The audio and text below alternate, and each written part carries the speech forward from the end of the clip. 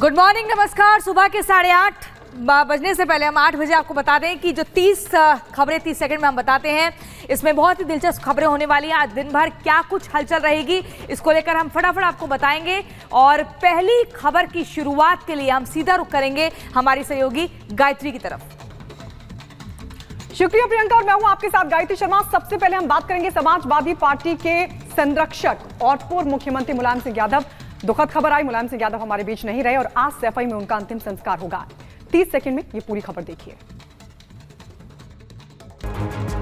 Samajwadi party संरक्षक और UP के पूर्व मुख्यमंत्री मुलायम सिंह यादव का आज अंतिम संस्कार किया जाएगा।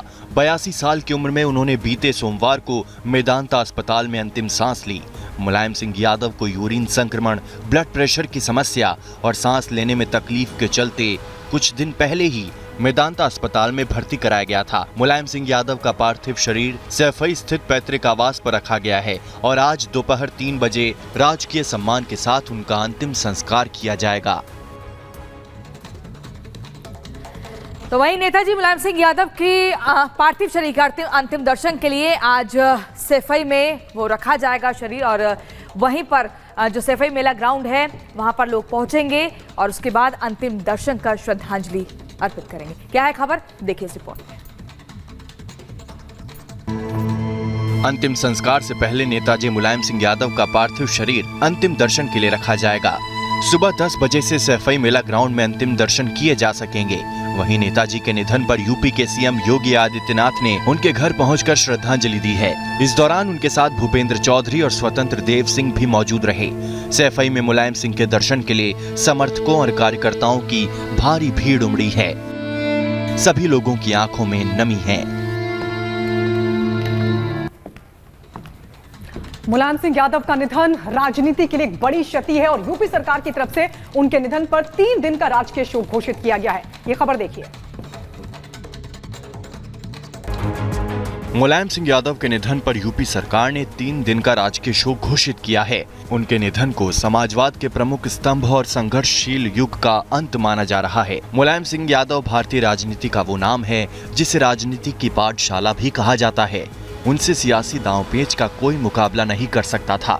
मुलायम सिंह 3 बार यूपी के मुख्यमंत्री, 7 बार सांसद, 8 बार विधायक और देश के रक्षा मंत्री तक का सफर तय कर चुके हैं। और अगली बड़ी खबर आपको बताते हैं। देखिए, प्रधानमंत्री नरेंद्र मोदी आज उज्जैन जाएंगे और इसी के चलते महाकाल लोक का उद्घाटन करेंगे। ये वो प्रोजेक्ट पूरा होने जा रहा है जिसका बेसब्री से लंबे वक्त से इंतजार किया गया था और इसकी लागत 856 करोड़ रुपए बताई जा रही है। क्या है पूरी खबर, दिखाते हैं रिपोर्ट में। प्रधानमंत्री नरेंद्र मोदी आज उज्जैन को एक बड़ी सौगात देने वाले हैं। पीएम मोदी आज महाकालेश्वर मंदिर कॉरिडोर विकास परियोजना के पहले चरण का उद्घाटन करेंगे। बता दें कि पीएम इस दौरान सबसे पहले महाकाल मंदिर परिसर जाएंगे, जहां महाकाल के दर्शन पूजन करेंगे।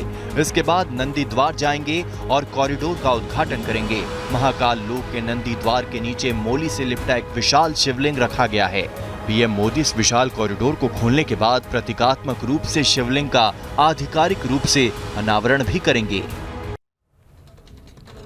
प्रधानमंत्री नरेंद्र मोदी महाकाल लोक का आज उद्घाटन करने वाले हैं और इसी के साथ आपको बता दें, जो उज्जैन नगरी है उसको भव्य तरीके से सजा दिया गया। प्रधानमंत्री नरेंद्र मोदी के स्वागत की तमाम तैयारियां पूरी कर ली गई हैं। ये पूरी खबर देखिए महज 30 सेकंड में। पीएम मोदी के स्वागत के लिए महाकाल की नगरी को बेहतरीन तरीके से सजाया गया है। उज्जैन में पीएम के आगमन को लेकर सारी तैयारियां पूरी हो चुकी हैं। उज्जैन में सोमवार को भी सभा स्थल, महाकाल लोक, महाकाल मंदिर और हेलीपैड तक के रास्ते पर सुरक्षा को चाक चौबंद किया गया। पीएम के कार्यक्रम स्थल के आसपास हजारों सीसीटीवी कैमरे लगाए गए हैं, जबकि पूरे शहर में 200 से ज्यादा ड्रोन से नजर रखी जाएगी। इसके अलावा 100 IPS अफसर और 3000 पुलिस जवान सुरक्षा की बागडोर संभालेंगे। तो चलिए अगली खबर आपको बताते हैं। आम आदमी पार्टी के नेता राजेंद्र पाल गौतम को दिल्ली पुलिस ने बुलाया है। सुबह 11 बजे बुलाया गया। इससे पहले नोटिस दिया गया था। उनके ऊपर सीधा आरोप है कि हिंदू देवी देवताओं के खिलाफ उन्होंने एक सभा में लोगों को शपथ दिलवाई थी। ऐसे में मुश्किलें बढ़ सकती हैं। क्या है खबर, 30 सेकंड की रिपोर्ट में देखिए। आम आदमी पार्टी के नेता राजेंद्र पाल गौतम की मुश्किलें बढ़ती जा रही हैं। धर्मांतरण विवाद में फंसने के बाद उन्हें दिल्ली सरकार के समाज कल्याण मंत्री पद से इस्तीफा देना पड़ा और अब दिल्ली पुलिस ने राजेंद्र पाल को नोटिस भेजा है और आज सुबह 11 बजे पूछताछ के लिए बुलाया भी है। बता दें कि राजेंद्र पाल गौतम पर विजयादशमी के दिन दिल्ली के करोल बाग में आयोजित एक कार्यक्रम में हिंदू देवी देवताओं की पूजा के खिलाफ शपथ दिलाने का आरोप है, जिसको लेकर दिल्ली पुलिस आज पूछताछ करेगी। और ज्ञानवापी में मिले शिवलिंग की कार्बन डेटिंग होगी या फिर नहीं, आज इसको लेकर कोर्ट में होगी सुनवाई और आज आ सकता है फैसला कि कार्बन डेटिंग होगी या फिर किसी और वैज्ञानिक तरीके से जांच की जाएगी। रिपोर्ट देखिए। ज्ञानवापी परिसर में मिले शिवलिंग की कार्बन डेटिंग को लेकर आज सुनवाई होनी है। पिछली सुनवाई में कार्बन डेटिंग की मांग वाली याचिका पर फैसला आने वाला था, लेकिन इस दौरान 11 अक्टूबर तक के लिए सुनवाई को टाल दिया गया और आज वाराणसी की जिला अदालत शिवलिंग की कार्बन डेटिंग होगी या नहीं, इस पर अपना फैसला सुना सकती है। वहीं कार्बन डेटिंग को लेकर मुस्लिम पक्ष ने कोर्ट को जवाब देने के लिए कुछ समय मांगा है। हिंदू पक्ष के वकील विष्णु जैन ने कोर्ट से कहा कि शिवलिंग हमारी वाद संपत्ति का हिस्सा है। और अब अगली खबर, पालघर में साधु हत्याकांड को लेकर सीबीआई जांच के लिए अब आज सर्वोच्च अदालत में सुनवाई होनी है कि सीबीआई जांच होनी चाहिए इस मामले में या नहीं। क्या कुछ फैसला सुप्रीम कोर्ट का आता है, इसका इंतजार करना होगा। पूरी खबर आपको 30 सेकंड की रिपोर्ट में दिखाते हैं। महाराष्ट्र के पालघर में हुए साधु हत्याकांड मामले की जांच को लेकर सुप्रीम कोर्ट आज सुनवाई करेगा, जिसमें कोर्ट आज हत्याकांड मामले में सीबीआई जांच करेगी या नहीं, इसको लेकर फैसला सुना सकता है। बता दें कि 16 अप्रैल 2020 को महाराष्ट्र के पालघर में जूना अखाड़े के 2 साधुओं और एक ड्राइवर की भीड़ ने पीट कर हत्या कर दी थी, जिसको लेकर सीबीआई जाँच की मांग की गई है। तो वहीं महाराष्ट्र पुलिस ने सुप्रीम कोर्ट में हलफनामा दायर कर सीबीआई जाँच की मांग का विरोध किया है। और आपको बता दें, अनिल देशमुख को बॉम्बे हाई कोर्ट ने जमानत दी तो ईडी सुप्रीम कोर्ट चली गई और सुप्रीम कोर्ट आज इसी मसले को लेकर सुनवाई करेगा। पूरी खबर देखिए। महाराष्ट्र के पूर्व गृह मंत्री अनिल देशमुख के जमानत आदेश को लेकर आज सुप्रीम कोर्ट सुनवाई करेगा। बता दें कि बॉम्बे हाईकोर्ट के जमानत आदेश के खिलाफ ईडी ने सुप्रीम कोर्ट में याचिका दायर की है, जिसमें अनिल देशमुख को बॉम्बे हाईकोर्ट ने 4 अक्टूबर को जमानत दे दी थी। हालांकि इस दौरान हाईकोर्ट ने स्पष्ट किया था कि ईडी को सुप्रीम कोर्ट में अपील दायर करने का समय देने के लिए जमानत आदेश 13 अक्टूबर से प्रभावी होगा। वहीं इस मामले की जांच ईडी द्वारा की जा रही है। Bureau report, Republic Bharat. वित्त मंत्री निर्मला सीतारमण आज से 6 दिनों के अमेरिकी दौरे पर रहेंगी और इसी बीच वो विश्व बैंक की वार्षिक बैठक में भी हिस्सा लेंगी। क्या है खबर, 30 सेकंड की रिपोर्ट में दिखाते हैं। वित्त मंत्री निर्मला सीतारमण अंतर्राष्ट्रीय मुद्रा कोष और विश्व बैंक की वार्षिक बैठक में भाग लेने के लिए आज से अमेरिका का दौरा करेंगी। इस बैठक के दौरान वर्तमान आर्थिक स्थिति पर चर्चा की जाएगी। वित्त मंत्री इस दौरान G20 के वित्त मंत्रियों और केंद्रीय बैंक के गवर्नरों के साथ बैठक भी करेंगी। वहीं इस दौरे के दौरान वित्त मंत्री व्यापार जगत के दिग्गज हस्तियों और निवेशकों से भी मिलेंगी। बता दें कि वित्त मंत्री निर्मला सीतारमण 6 दिनों के अमेरिका दौरे पर जा रही हैं। और दिल्ली एनसीआर में लगातार हो रही पिछले कई दिनों से बारिश के बाद अब ठंड का भी एहसास होने लगा है, क्योंकि तापमान में भारी गिरावट दर्ज की गई और अब ऐसे लगने लगा है कि शायद ठंड ने दस्तक दे दी है। ये पूरी खबर देखिए। दिल्ली एनसीआर में मौसम ने एकदम से करवट बदल ली है। पिछले 3 दिन से हो रही बारिश के चलते आसमान में फॉग छाया हुआ है। बारिश के चलते तापमान में गिरावट दर्ज की जा रही है, साथ ही अब ठंड का एहसास भी होने लगा है। दिल्ली एनसीआर के कई इलाकों में सोमवार को भी रुक रुक कर बारिश का सिलसिला जारी रहा और देर रात भी कई इलाकों में बारिश हुई। वहीं भारतीय मौसम विभाग के आंकड़ों के मुताबिक राजधानी दिल्ली में अक्टूबर में हुई बारिश से पिछले 15 साल का रिकॉर्ड टूट गया है। यूपी के कई जिलों में कई दिनों से लगातार बारिश हो रही है और ऐसे में ये जो बारिश है ये बड़े और बूढ़ों के लिए ही मुसीबत नहीं बनी हुई, बल्कि बच्चों के लिए भी समस्या का केंद्र बनी हुई है। इसी के चलते 12वीं तक के स्कूलों को बंद करने का निर्देश कई जिलों में दिया गया है। क्या है पूरी खबर, 30 सेकंड की रिपोर्ट में देखिए। यूपी के कई जिलों में 3 दिनों से हो रही लगातार बारिश से हालात बिगड़ते जा रहे हैं। बारिश का असर बड़े बुजुर्गों पर ही नहीं, बच्चों पर भी दिख रहा है। लगातार हो रही बारिश से लोगों का घरों से निकलना दूभर हो गया है। वहीं बारिश को देखते हुए यूपी के कई जिलों में आज 12वीं तक के स्कूलों को बंद रखने का आदेश जारी कर दिया है, जबकि अलीगढ़ में 12वीं तक के स्कूल कल तक बंद रखने के आदेश जारी किए गए हैं, जिसमें एएमयू से संबद्ध सभी स्कूल शामिल हैं। और बात करेंगे उत्तर प्रदेश के बहराइच की, जहां पर बारिश और बाढ़ की वजह से जनजीवन अस्त व्यस्त हो गया है। आपको बता दें, कई गांव ऐसे हैं जो कि पूरी तरीके से जलमग्न हैं। रिपोर्ट देखिए। मॉनसून अपने विदाई की ओर है। ऐसे में यूपी के कई जिलों में रुक रुक कर बारिशों का दौर जारी है, जिससे नदियों का जलस्तर उफान पर है। बाढ़ का पानी सब कुछ बहा ले जाने पर आमादा है। बहराइच के अब तक 60 से ज्यादा गांव बाढ़ की चपेट में आ चुके हैं। कई इलाकों में लोगों को घरों से निकलना मुश्किल हो चुका है। भारी बारिश और बाढ़ की स्थिति को देखते हुए प्रभावित इलाकों में एनडीआरएफ के साथ प्रशासन की टीम मुस्तैद है। बाढ़ पीड़ितों को स्टीमर की मदद से सुरक्षित स्थानों तक पहुंचाया जा रहा है। और इसी बीच अगली खबर मुजफ्फरनगर से बताते हैं, जहां पर पुलिस और बदमाशों के बीच मुठभेड़ हुई। इसमें एक बदमाश को गोली लगी, लेकिन दूसरा पुलिस को चकमा देकर जंगल की ओर भाग गया। जिस बदमाश को पकड़ा गया उसकी पहचान किस रूप में हुई है, वो एक रिपोर्ट के जरिए आपको दिखाते हैं। यूपी के मुजफ्फरनगर में पुलिस और बदमाशों के बीच मुठभेड़ हुई है। सिविल लाइन इलाके में पुलिस की टीम वाहन चेकिंग अभियान चला रही थी।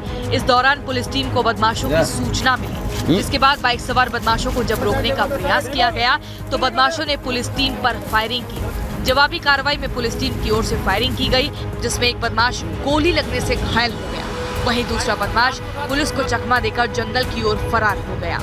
गिरफ्तार बदमाश की पहचान चेन स्नैचर शकील के रूप में हुई है। और अब बात करेंगे बिहार के भोजपुर की, जहां पर पहले दरिंदों ने एक लड़की के साथ रेप किया और उसके बाद उसे मौत के घाट उतार दिया। 30 सेकंड में पूरी खबर देखिए। बिहार के भोजपुर में एक सनसनीखेज मामला सामने आया है। यहाँ एक युवती के साथ पहले दुष्कर्म किया गया और फिर गोली मारकर उसकी हत्या कर दी गई। मर्डर के बाद दरिंदों ने युवती के शव को हाईवे किनारे फेंक दिया। शव मिलने के बाद से इलाके में सनसनी फैल गई। सूचना मिलने पर मौके पर पहुंची पुलिस ने शव को कब्जे में लेकर पोस्टमार्टम के लिए भेज दिया। हत्या के बाद से इलाके में रोष है, लोगों में नाराजगी है। फिलहाल पुलिस पूरे मामले की छानबीन में जुटी हुई है। और रूस ने फिर से यूक्रेन पर हमला करना शुरू कर दिया है। राजधानी कीव में एक जबरदस्त लगातार धमाके हुए हैं। क्या नुकसान हुआ है और इसके बाद यूक्रेन की तरफ से क्या प्रतिक्रिया सामने आ रही है, एक रिपोर्ट के जरिए आपको दिखाते हैं।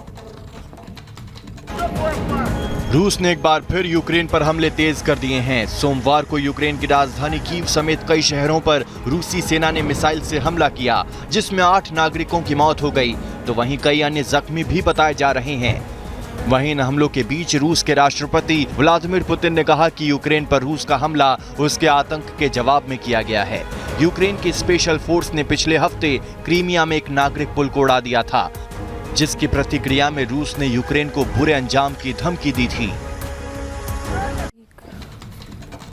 आपको बता दें, क्रीमिया ब्रिज पर विस्फोट और उसके बदले में पुतिन ने बदला लिया, जहां एक ही हमले में न सिर्फ कीव बल्कि दर्जन भर शहर बताए जा रहे हैं जिनको रूस ने दहला कर रख दिया। पूरी खबर 30 सेकंड की इस रिपोर्ट में देखिए।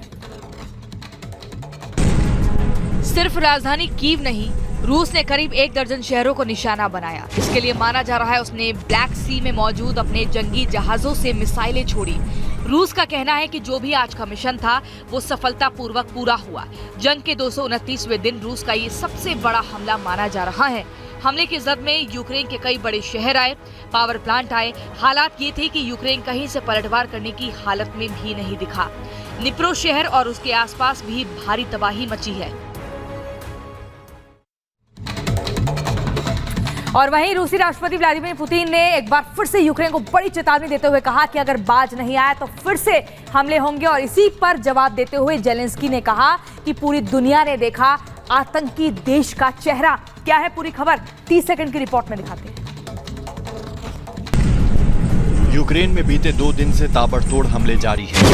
यूक्रेन की राजधानी कीव समेत कई शहरों को धुआं कर दिया है। इस बीच रूसी राष्ट्रपति व्लादिमीर पुतिन ने यूक्रेन को बड़ी चेतावनी भी दी और कहा कि ये सिर्फ फर्स्ट एपिसोड था। यूक्रेन अगर बाज नहीं आया तो और भी तबाही आएगी।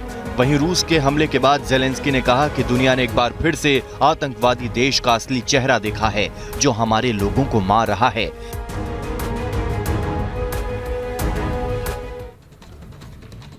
तो यूक्रेन में रूस के ताबड़तोड़ हमले के बीच अब खबर ये आ रही है कि ज़ेलेंस्की ने G7 की बैठक बुला ली है।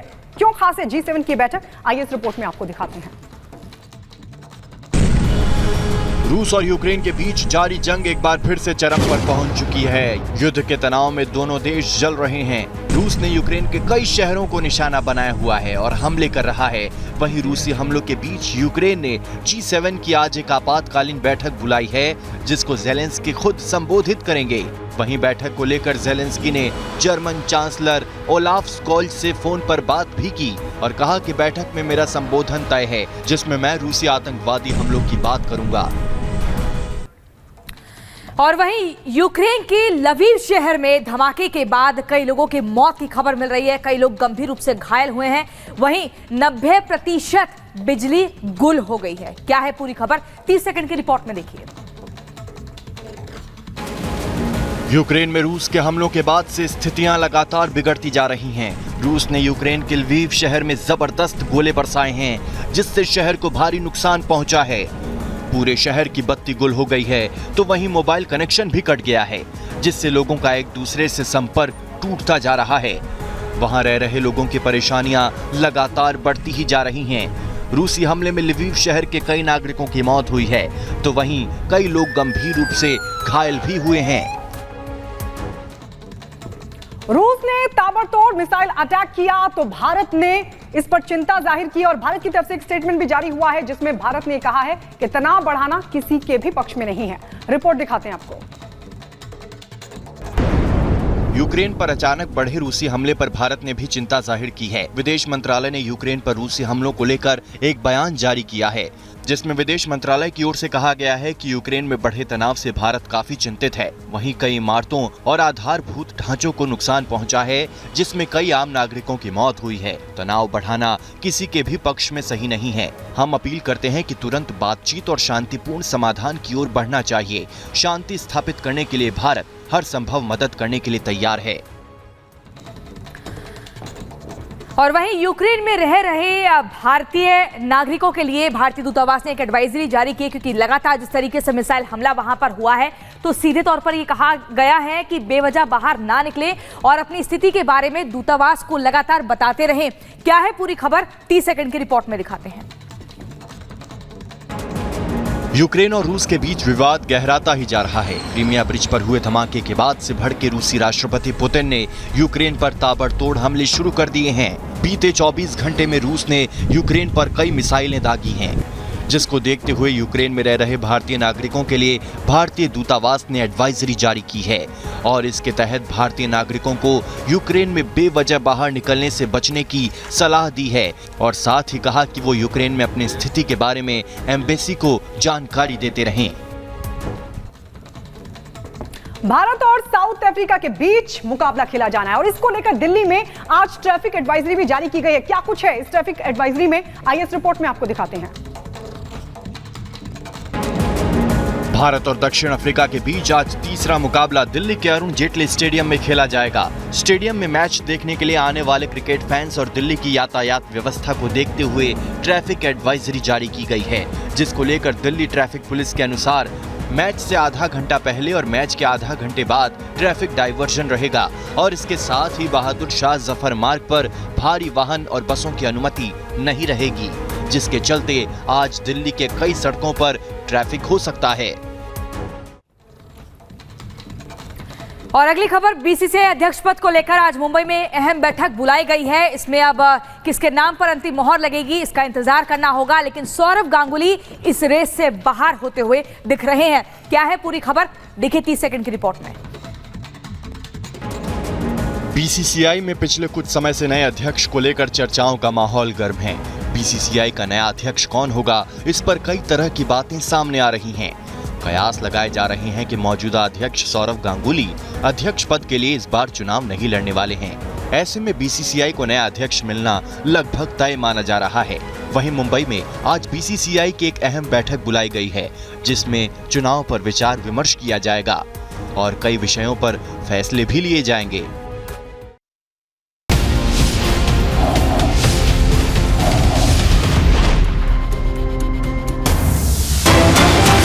और इसी बीच बड़ी खबर आपको बता दें, राष्ट्रपति के अपमान का ये मामला है। उदित राज के आरोप पर एनसीडब्ल्यू अध्यक्ष रेखा शर्मा ने जवाब दिया। कहा राष्ट्रपति गैर राजनीतिक पद है। एनसीडब्ल्यू का नोटिस राजनीति से प्रेरित कैसे है? फिर बड़ी खबर। तो इस वक्त की बड़ी खबर आपको बता दें, राष्ट्रपति के अपमान का ये पूरा मामला। उदित राज जो कि कांग्रेस के नेता जिन्होंने राष्ट्रपति को लेकर टिप्पणी की, अभद्र टिप्पणी की, अब उस मामले में एनसीडब्ल्यू अध्यक्ष रेखा शर्मा ने जवाब दे दिया है। कहा है कि राष्ट्रपति गैर राजनीतिक पद है। एनसीडब्ल्यू का नोटिस राजनीति से प्रेरित कैसे है, क्योंकि यह सवाल उठाया था उदित राज ने और कहा था कि नोटिस राजनीति से प्रेरित है। और इसी बीच रुक रहे हैं एक छोटे से ब्रेक के लिए, लेकिन कहीं मत जाइए। ब्रेक के उस पार बड़ी खबर, देहरादून में रफ्तार का कहर। देखते रहिए रिपब्लिक भारत।